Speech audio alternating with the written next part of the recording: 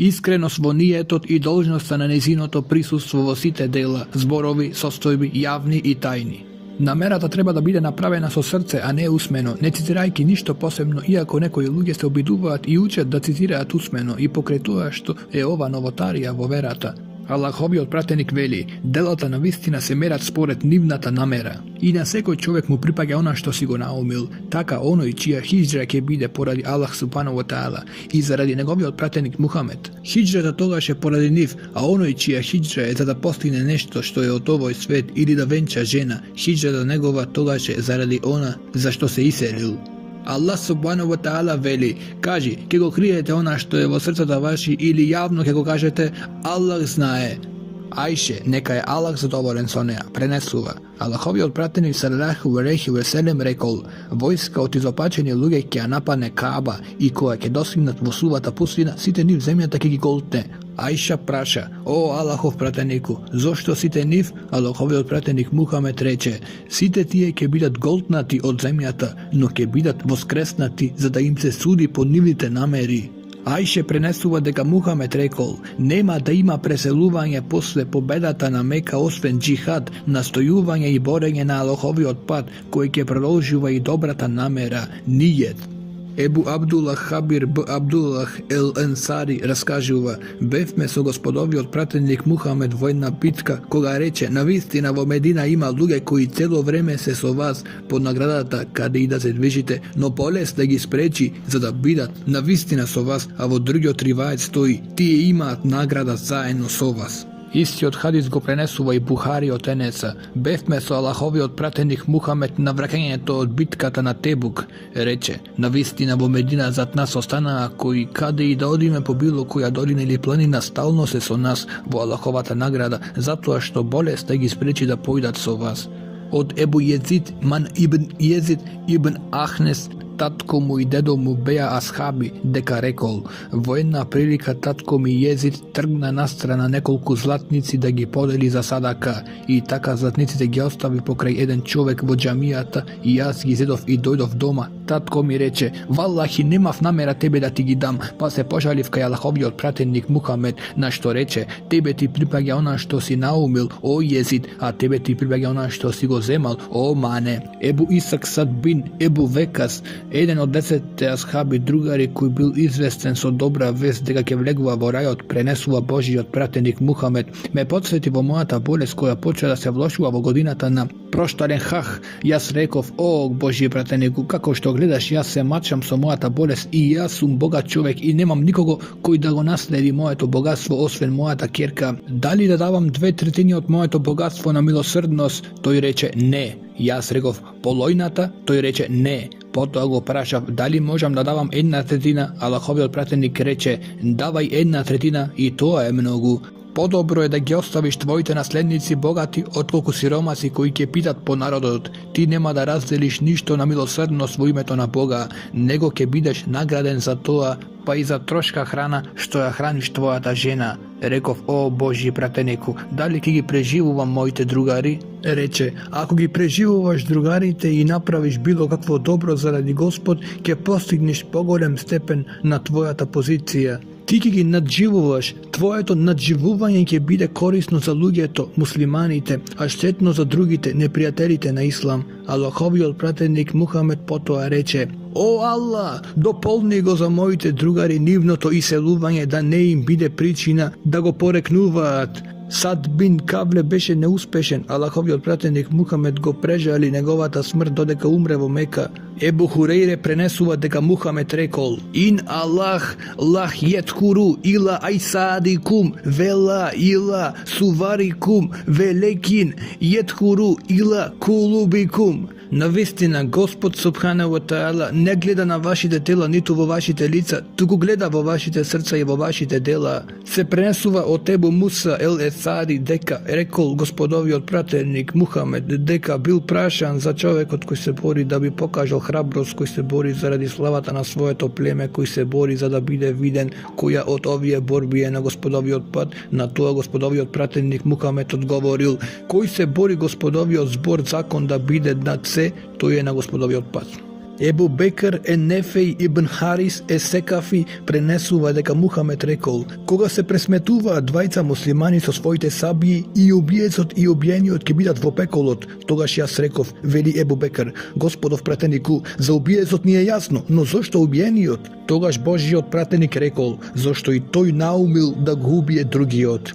Ебу Хурейре пренесува дека Мухамед рекол: човечкиот намаз во джемаат е повреден од неговиот намаз во неговата куќа или во дуќанот во кој работи за 20 и неколку степени. Тоа е затоа што кога човекот убаво ќе зема абдес и тргнува за на џамија со клучна намера ниет да клања намаз во джемаат, со секој негов чекор му се зголемува за 1 степен и му се бриши по една грешка, се додека не влегува во џамија. А од моментот кога ќе влегува во неа, тој е во намаз, се додека е во џамија заради намаз. Секого од вас ангелите го благословуваат, се додека е на место докаде што клањал, велејки: о Аллах, смилувај му се, опрости му и прими го покајанието негово. Ангелите тоа го чинат се додека човекот не вознемирува некого, не го изгубил абдестот и со тоа не ги вознемирува ангелите. Абдуллах ибн Абас пренесува дека Мухамед рекол: Аллах субханаху ва таала одредил добри и лоши дела, потоа тоа го објаснува. Кој наумил да направи добро дело, потоа не го прави, ќе биде спречен. Аллах субханаху ва таала тоа дело му го спишува во целост како да го направил. А ако наумил да направи добро дело, па го направил, Аллах му го запишува од 10 до 700 пати, па дури и повеќе. А ако пак посакува да направи некое лошо дело, а не го прави, Аллах му запишува едно добро дело. А ако засака да направи некое лошо дело и ќе го направи, Аллах му запишува само едно лошо дело. Се пренесува од Абдуллах ибн Умер дека рекол: го слушнав Аллаховиот пратеник кога го раскажуваше следното: тргнаа тројца луѓе од поранешните племиња на далечен пат, па ги затекнаа ноќта покрај една пештера во која влегоа да преноќат. Меѓутоа една стена се одрони и потполно го затвори влезот на пештерата. Оние си рекоа еден на друг: единствениот начин да се спасиме од ова ситуација е да му се помолиме на Аллах да го отстрани ова стена за нашите добри дела што сме ги направиле. Тогаш едниот од нив рече: о Аллах, јас имам стари изнемоштени родители и никогаш пред нив не сум ги нахранил, ниту ги напоил моите деца, ниту мојата фамилија и слуги. Еден ден барав подобро пасиште за моето стадо, па не им дојдов на време да ги напојам и кога измолзав млеко, кога се вратив ги најдов заспани. Ми беше незгодно да ги разбудам родителите, но и пред нив да ги напојам мојата фамилија и моите слуги. Чекав со садот в раце и гледав кога ќе се разбудат родителите и така стоев се до зори, а децата плачеа од глад околу моите нозе. Потоа родителите се разбудија и си го испија млекото што им следуваше. О Аллах, тоа го направив посагувајќи го задоволството Твое, па отстрани го овој камен од излезот на пештерава. Каменот се помести малку, но не толку за да можат да излезат од пештерата. Потоа другиот рече: о Аллах, јас имав една блиска роднина, ја сакав повеќе од целиот свет. Во едно друго предание се вели: толку силно како што мажите ги сакаат жените. Па посакав да ја имам, но таа не ми допушти. Една година кога завладеа голем глад, таа дојде кај мене и побара помош. Јас и дадов 120 златници, но под услов да ми се допушти. Таа пристана на тоа и кога и се приближив, во другиот ривајат се вели: кога ја гушнав така како што мажот ќе ја гушка својата жена во постела, таа заплака и рече: плаши се од Аллах, немој бесправно да го растрепиш прстенот на мојата невидност. Кога го слушнав тоа, се тргнав од неа и покрај тоа што ми беше најсакана во светот, и ги оставив златниците што и ги дадов. О Аллах, ако сум го направил тоа исклучиво заради Тебе, спаси не од ова несреќа во која се наоѓаме. Каменот малу се помести, но не и толку да можат да излезат од пештерата. Третиот рече: о Аллаху мој, јас држав работници и на сите навреме им ги исплаќав надниците, освен на еден човек кој ја напушти работата пред исплатата на парите. Неговите надници искрено ги вложев и така неговите пари се намножија. По едно известно време тој дојде и ми ја побара својата плата која му остана кај мене. Јас на тоа му одговорив: се што гледаш пред тебе од овој имот, камили, стока, овци и слуги твое е. Тогаш тој ми рече: о робе Аллахов, не се поигравај со мене, не се поигравам со тебе, реков јас, на што си го зеде целиот имот пред себе, не оставајки ништо за мене. О Аллах, ако сум го направил тоа исклучиво заради тебе, спаси не од ова нестрека во која се наоѓаме. Тогаш стената потполно се помести, така тие си излегоа и се продолжија на далечниот пат. Ебу Хурейре пренесува дека Аллаховиот пратеник рекол: Валлахи, јас барам прошка од Аллах субхана ва таала и му се обраќам со тевбе повеќе од 70 пати на ден.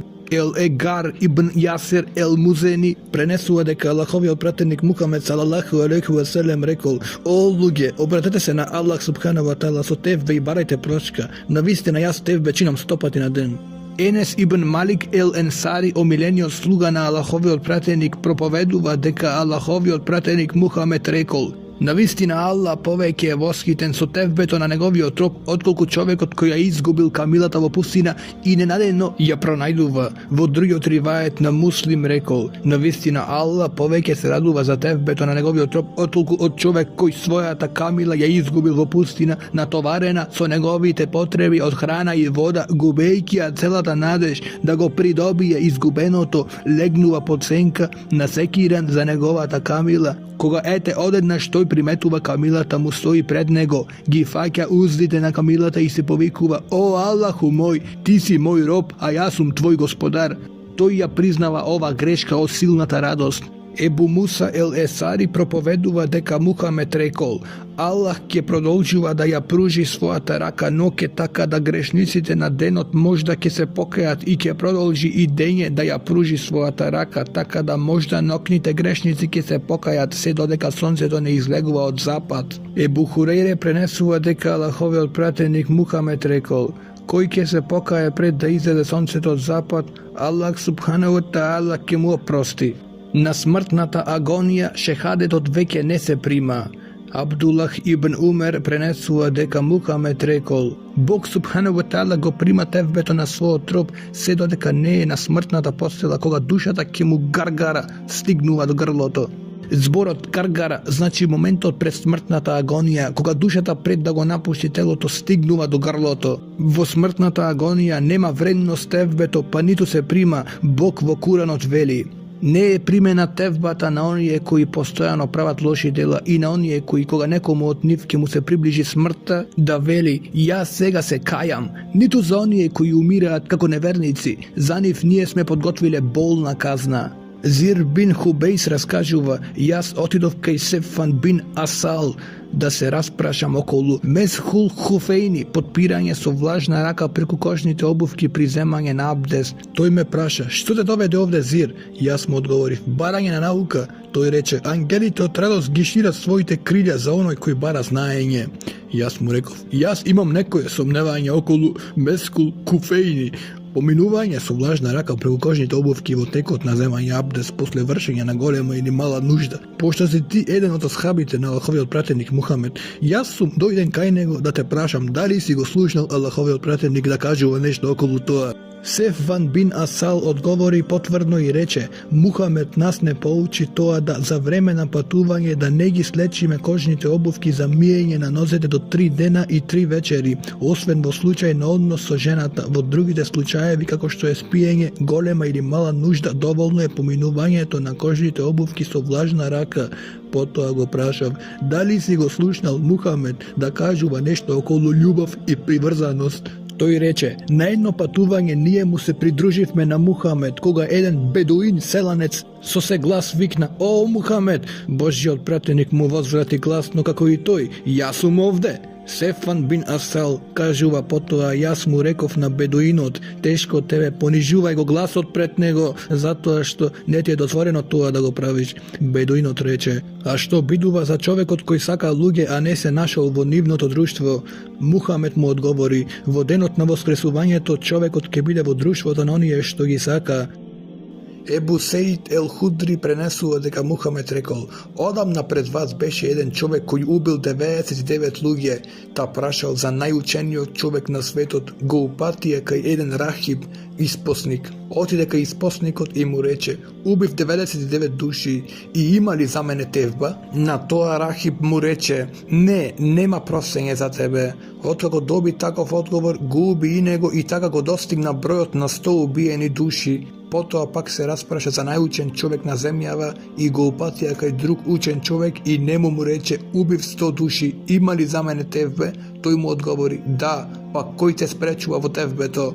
Отпатуве во таа и таа земја, во неа има луѓе кои го обожуваат Аллах субханаху ва таала и ти заедно со нив обожувај го Аллах и не враќај се во твојата земја, зашто таа навистина е лоша земја." Човекот тргна за на земјата каде што се обожува Аллах и насред пат го затекна смртта. Тогаш почува расправијата помеѓу ангелите на милоста и ангелите на казната. Ангелите на милоста рекоа: "Човекот покајнички стигнал до овде, упатувајќи молба од се срце на Господ за своите гревови." Ангелите на казната рекоа: "Никаква доброта не направил порано." И им дојде на ангелите ангел во форма на човек, го одредија да им пресуди и рече: "Измерете го растојанието измеѓу земјата на обожување и земјата на гревовите и која ќе биде поблиску до него, таму и ќе припаѓа." Го измерија растојанието и воспоставија дека е поблиску земјата во која сакаше да оди и така го зедоа ангелите на милоста. Во риваетот на Сахихот од Бухарија стои: "Човекот беше поблиску до земјата каде што се чини ибадет за една педа, затоа стана жител од незините жители." Во друг ривает од Сахихот на Бухарија стои: "Возвишениот Аллах субханаху ва таала и дахна на земјата на злото да се оддалечи, а на земјата на доброто да се приближи. И Аллах субханаху ва таала им рече на ангелите: измерете го растојанието измеѓу двете земји." Ангелите утврдија дека покајникот беше поблиску за една педа до земјата на тевбето и ибадетот, затоа му се опростија и гревовите. Во друг ривает стои: "Со срцето и градите беше поблиску до земјата на тевбето и ибадетот."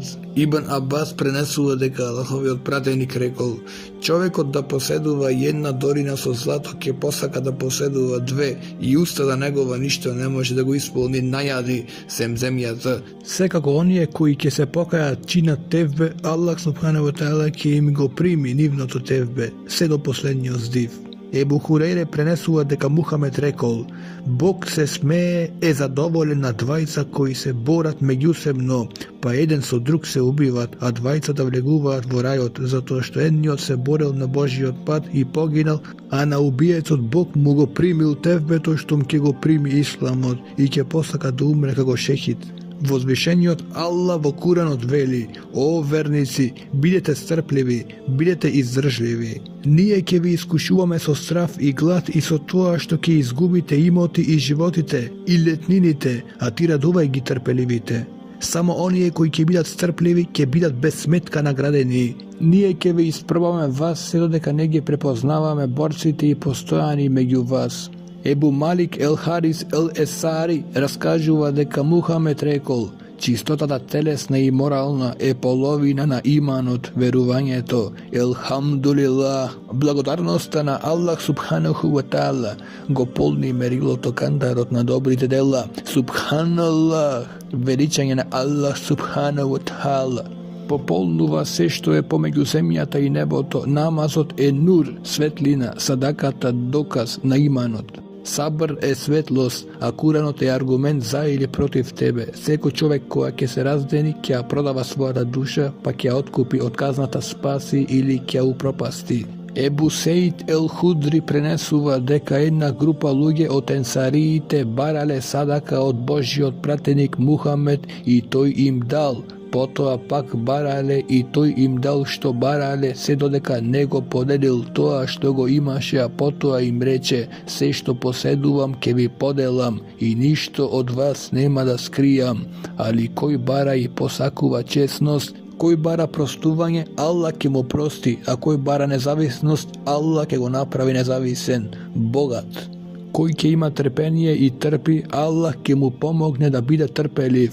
Nikomu nemu je dadeno podobra i poznačajna darba od sabr.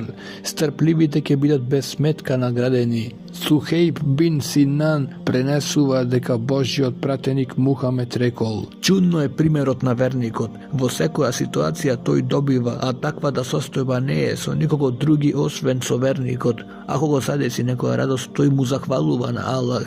To mu nosi korist, a ako go pogodi nekoja zla ili šteta, stabilne toj ki si trpi, pa i to ke mu nosi nagrada od Allah.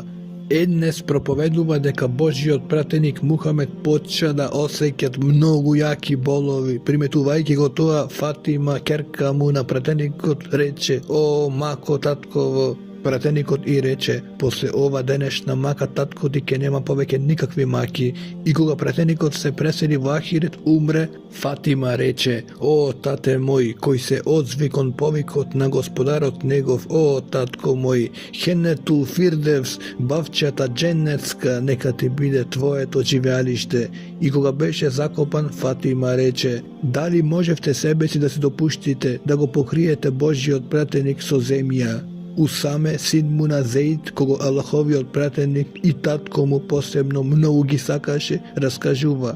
Kjerkata na pratenikot Muhamed mu preporača na pratenikot Muhamed da mu je deteto na umiranje pa da dojde kaj nja. Božji odpratenik Muhamed je poselami i preporača na vistina na Allah mu pripaga sve što zema i sve što podaruva i kaj nego je na sekoja rabota rokot odreden, pa neka se strpi i majki vumot deka iza toa ke bide nagradena. Potom pak isprati poraka po nego molejki go da dojde, togaš Allahovi odpratenik Muhamed zamina, a s onego trgna i Sead ibn Ubade, Muadh ibn Hebel, Ubej ibn Kab, Zeid ibn Sabit i ušte nekoliko sahabi drugari mu go dadova deteto na Allahovi odpratenik Muhamed go zede vo svojata pregratka dodeka dušeta mu vriješe, koja go vide vo ta sostojba Allahovi odpratenik Muhamed togaš zaplaka. Sead ibn Ubade na toa mu reče: Allahov prateniku, što je ova?